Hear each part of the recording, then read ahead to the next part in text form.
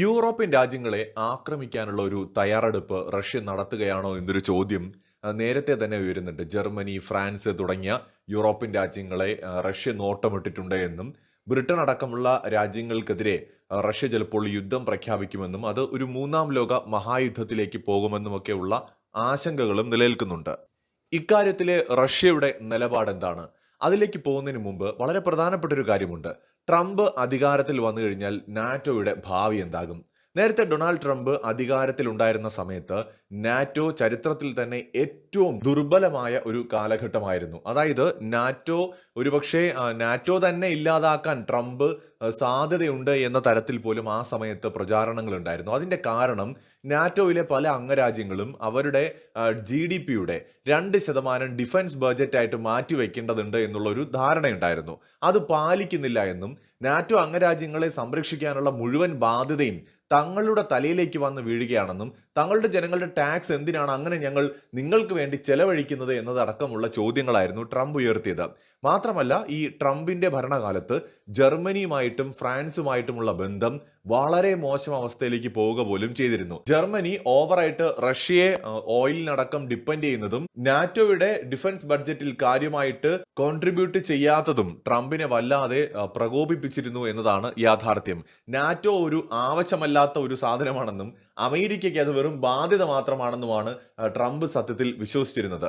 അതിന്റെ കാരണമെന്ന് പറയുന്നത് ഈ നാറ്റോ എന്ന് പറയുന്ന ഒരു കൂട്ടായ്മ സോവിയറ്റ് യൂണിയന് എതിരായിട്ട് അല്ലെങ്കിൽ സോവിയറ്റ് യൂണിയൻ എന്ന ഭീതിയിൽ നിന്ന് ഉണ്ടായ ഒന്നാണ്.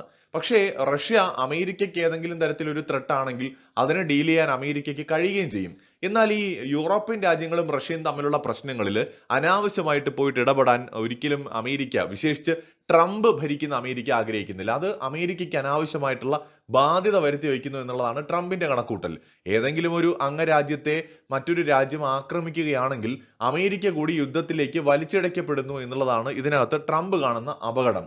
മാത്രമല്ല, ഇത് ഈ ജപ്പാൻ ഉൾപ്പെടെയുള്ള രാജ്യങ്ങളുടെ ഏഷ്യൻ നാറ്റോ എന്ന് പറയുന്ന സ്വപ്നത്തെയും ചിലപ്പോൾ തിരിഞ്ഞുകുത്താൻ സാധ്യതയുണ്ട്. ട്രംപ് അധികാരത്തിൽ വരികയാണെന്നുണ്ടെങ്കിൽ തീർച്ചയായും നാറ്റോയുടെ കാര്യം ഒരു വലിയ ചോദ്യമായിട്ട് വരും. ഈ അടുത്തിടെയാണ് പലതവണ, ഒരിക്കലല്ല പലതവണ ഫ്രാൻസിന്റെ പ്രസിഡന്റ് പറഞ്ഞ ചില കാര്യങ്ങളുണ്ട്. അതായത് അമേരിക്കയെ ആശ്രയിക്കുന്നതിൽ നിന്ന് യൂറോപ്യൻ രാജ്യങ്ങൾ ഒരു പുനർചിന്തനം നടത്തേണ്ടത് ആവശ്യമാണ്.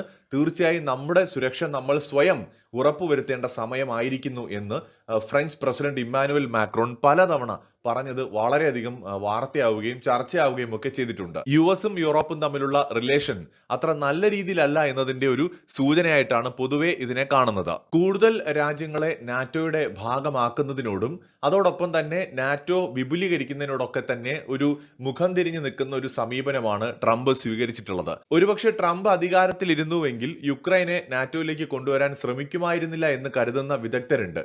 അങ്ങനെ ആയിരുന്നുവെങ്കിൽ ഒരിക്കലും റഷ്യ യുക്രൈൻ യുദ്ധവും ഉണ്ടാവില്ല എന്ന് കരുതുന്നവരുമുണ്ട്. അപ്പോൾ ബൈഡൻ അഡ്മിനിസ്ട്രേഷൻ എടുത്തിട്ടുള്ള നിലപാടുകളിലും അവരുടെ നയങ്ങളിലും തികച്ചും ഡിഫറൻ്റ് ആയിട്ടുള്ള നയങ്ങളും നിലപാടുകളും പോളിസികളുമായിരിക്കും ട്രംപ് ഫോളോ ചെയ്യാൻ സാധ്യതയുള്ളത്. നിലവിലെ പോളണ്ട് ഭരണകൂടവുമായിട്ടും ട്രംപിന് അത്ര നല്ല ബന്ധമൊന്നുമല്ല ഉള്ളത്. അതായത് ചിലപ്പോൾ ട്രംപ് അധികാരത്തിൽ വരികയാണെങ്കിൽ നാറ്റോയെ തന്നെ പൊളിച്ചെഴുതാൻ സാധ്യതയുണ്ട്. അതായത് ചിലപ്പോൾ നാറ്റോയിൽ നിന്ന് ചില രാജ്യങ്ങൾ തെറിക്കാൻ പോലും സാധ്യതയുണ്ട്. അതിൽ പോളണ്ട്, തുർക്കി ഉൾപ്പെടെയുള്ള രാജ്യങ്ങളൊക്കെ സാധ്യതാ പട്ടികയിലുള്ള രാജ്യങ്ങളാണ്. നാറ്റോയെ മൊത്തത്തിൽ പരിഷ്കരിക്കേണ്ട സമയമായെന്നും ഒരു പൊളിച്ചെഴുത്ത് അനിവാര്യമാണെന്നും പലപ്പോഴായി ട്രംപ് പറഞ്ഞിട്ടുണ്ട്. എന്നാൽ നാറ്റോയുടെ നിലവിലത്തെ ഒരു വർക്കിംഗ് മെക്കാനിസം നോക്കിക്കഴിഞ്ഞാൽ അവിടെ ഏതെങ്കിലും ഒരു അംഗരാജ്യത്തിനെ പുറത്താക്കാൻ അല്ലെങ്കിൽ ഡിസ്മിസ് ചെയ്യാനായിട്ടുള്ള ഒരു സംവിധാനം നിലവിലുള്ളതായിട്ട് കാണാൻ കഴിയുന്നില്ല.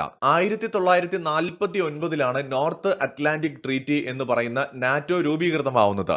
ആ കാലം തൊട്ട് ഇങ്ങോട്ട് ഈ നാറ്റോയിൽ നിന്ന് ഒരു മെമ്പർ രാജ്യത്തെ റിമൂവ് ചെയ്യുക എന്ന് പറയുന്നതുമായി ബന്ധപ്പെട്ട് നാറ്റോയ്ക്കകത്ത് ഇപ്പോഴും അവ്യക്തതകളുണ്ട്. അത്തരം ഒരു കാര്യം പോസിബിൾ അല്ല എന്ന് തന്നെയാണ് മനസ്സിലാക്കാൻ സാധിക്കുന്നത്.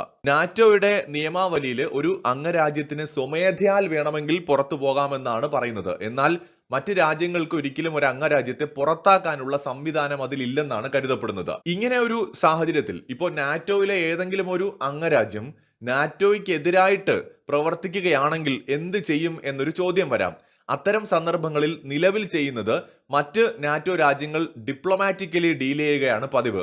ചിലപ്പോൾ ഈ ഒരു രാജ്യത്തെ ഓർഗനൈസേഷനുള്ളിൽ തന്നെ ഒറ്റപ്പെടുത്താനുള്ള സാധ്യതയുണ്ട്. അത്തരത്തിൽ തുർക്കിക്കെതിരായിട്ടുള്ള നടപടികളൊക്കെ മുൻകാലങ്ങളിൽ നമ്മൾ കണ്ടിട്ടുണ്ട്.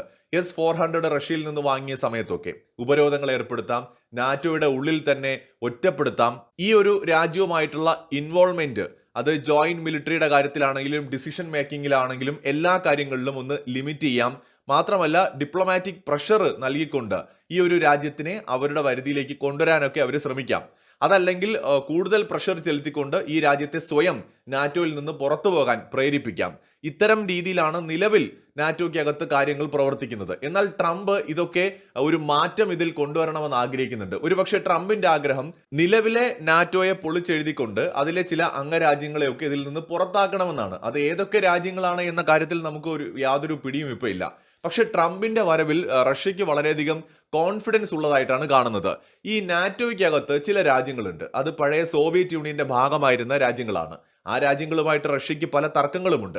എന്നാൽ റഷ്യക്ക് ആ തർക്കങ്ങളിൽ കൂടുതലായിട്ട് ഇൻവോൾവ് ആകാൻ കഴിയാത്തത് ഈ നാറ്റോ എന്ന് പറയുന്ന ഒരു സംവിധാനം ഉള്ളതുകൊണ്ടാണ്. ട്രംപ് വരികയും നാറ്റോ പൊളിച്ചെഴുതുകയും ചെയ്യുകയാണെങ്കിൽ, ചിലപ്പോൾ നാറ്റോയുടെ ഇപ്പോഴത്തെ ഘടനയിൽ മാറ്റം വരികയാണെങ്കിൽ, ചിലപ്പോൾ റഷ്യയുടെ പല നയങ്ങളും താല്പര്യങ്ങളും ഒക്കെ നടപ്പിലാകാൻ സാധ്യത കാണുന്നുണ്ട്.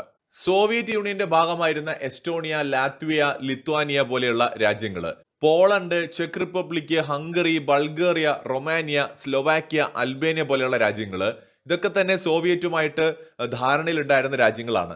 സോ ഈ രാജ്യങ്ങളൊക്കെ തന്നെ, ഇതിൽ ചില രാജ്യങ്ങൾ ഇപ്പോഴും റഷ്യയുമായിട്ട് ചില പ്രശ്നങ്ങളുണ്ട്. പ്രത്യേകിച്ച് പോളണ്ട് പോലെയുള്ള രാജ്യങ്ങൾ റഷ്യയുമായിട്ടൊക്കെ പലതരത്തിലുള്ള പ്രശ്നങ്ങളിൽ ഏർപ്പെട്ടിട്ടുണ്ട്. അതിർത്തിയിലാണെങ്കിലും അത് അല്ലാതെ തന്നെ അന്താരാഷ്ട്ര വിഷയങ്ങളിലാണെങ്കിലും ഒക്കെ.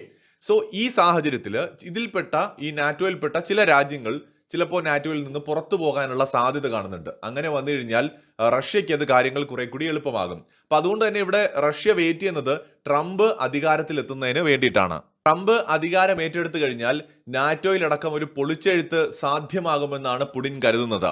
ഉക്രൈൻ ഉൾപ്പെടെ നാറ്റോയുടെ ഭാഗമാകാൻ ആഗ്രഹിക്കുന്ന പല രാജ്യങ്ങൾക്കും ഇത് തിരിച്ചടിയാവുക മാത്രമല്ല, നിലവിൽ നാറ്റോയിൽ അംഗമായിരിക്കുന്ന രാജ്യങ്ങളുടെ നിലനിൽപ്പിനും ഇത് ഭീഷണിയാകാൻ സാധ്യതയുണ്ട്. ഇപ്പോഴത്തെ സാഹചര്യത്തിൽ തുർക്കി അടക്കമുള്ള രാജ്യങ്ങളെ ചിലപ്പോൾ നാറ്റോയിൽ നിന്ന് പുറത്തു കളയാനുള്ള നീക്കങ്ങൾക്ക് ട്രംപ് തയ്യാറായേക്കും. നാറ്റോയുടെ നിലവിലെ നിയമങ്ങളെല്ലാം പൊളിച്ചെഴുതിക്കൊണ്ട് കാര്യമായ മാറ്റം അതിൽ കൊണ്ടുവരാനും ചിലപ്പോൾ ട്രംപ് ശ്രമിച്ചേക്കും.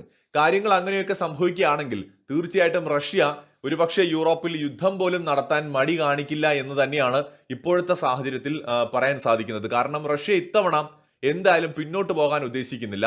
റഷ്യയുമായിട്ട് മുട്ടാനോ യുദ്ധം ചെയ്യാനോ ട്രംപിനും തീരെ താല്പര്യമില്ല. അങ്ങനെ വന്നാൽ യൂറോപ്പ് ഒരു യുദ്ധക്കളമായിട്ട് മാറാനുള്ള സാധ്യത തള്ളിക്കളയാൻ പറ്റില്ല. ഒരു വലിയ യുദ്ധത്തിലേക്ക് കാര്യങ്ങൾ പോകാതിരിക്കാൻ ലോകരാജ്യങ്ങൾ ഇടപെടും. ട്രംപ് പ്രോമിസ് ചെയ്തിട്ടുണ്ട് താൻ അധികാരത്തിൽ വന്നാൽ യുദ്ധം അവസാനിപ്പിക്കാൻ ശ്രമിക്കുമെന്ന്. പക്ഷേ ട്രംപിന്റെ ആ ശ്രമം, അതിന് എന്തായിരിക്കാം റഷ്യ മുന്നോട്ട് വയ്ക്കുന്ന ഡിമാൻഡുകൾ, അതൊരു പക്ഷേ നാറ്റോ എന്ന് പറയുന്ന ഒരു ടോപ്പിക് അവിടെ ഉയർന്നു വരും. വ്ളാഡിമിർ പുടിൻ നാറ്റോ തീർച്ചയായിട്ടും ടേബിളിൽ വെക്കുന്ന ടോപ്പിക്കുകളിൽ ഒന്നായിരിക്കും. കാരണം നാറ്റോയുടെ വിപുലീകരണമാണ് ഇപ്പോൾ യുദ്ധത്തിലേക്ക് കാര്യങ്ങൾ നയിച്ചത്. നാളെ ട്രംപ് മാറി മറ്റൊരാൾ വീണ്ടും അധികാരത്തിൽ വരുമ്പോൾ ഇക്കാര്യങ്ങളിൽ ഒരു മാറ്റം ഉണ്ടാകാതിരിക്കാൻ ഒരു ശാശ്വത പരിഹാരം തീർച്ചയായും പുടിൻ ആഗ്രഹിക്കുന്നുണ്ടാകും. അത് നിലവിലെ നാറ്റോയുടെ പൊളിച്ചെഴുത്തിലേക്ക് നയിച്ചേക്കാൻ വളരെയധികം സാധ്യത കാണുന്നുണ്ട്. മറ്റൊരു വീഡിയോയുമായി വീണ്ടും കാണാം.